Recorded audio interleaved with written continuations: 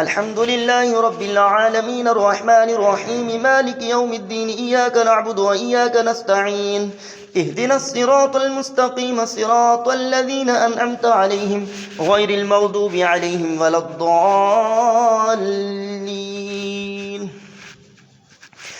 يا بني إسرائيل اذكروا نعمتي التي أنعمت عليكم وأني فضلتكم على العالمين واتقوا يوما لا تجزي نفس عن نفس شيئا ولا يقبل منها عدل ولا تنفعها شفاعة ولا هم ينصرون. وإذ ابتلى إبراهيم ربه بكلمات فأتمهن قال إني جاعلك للناس إماما قال ومن ذريتي قال لا ينال عهد الظالمين. وإذ جعلنا البيت مثابة للناس وأمنا واتخذوا من مقام إبراهيم مصلى وعهدنا إلى إبراهيم وإسماعيل أن طهرا بيتي للطائفين والعاكفين والركع السجود.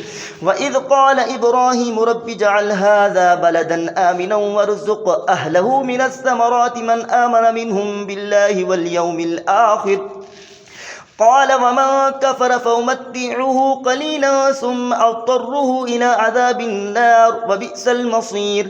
وإذ يرفع إبراهيم القواعد من البيت وإسماعيل ربنا تقبل منا إنك أنت السميع العليم ربنا واجعلنا مسلمين لك ومن ذريتنا أمة مسلمة لك وأرنا مناسكنا وتب علينا إنك أنت التواب الرحيم ربنا وابعث فيهم رسولا منهم يتلو عليهم آياتك ويعلمهم الكتاب والحكمة ويزكيهم إنك أنت العزيز الحكيم.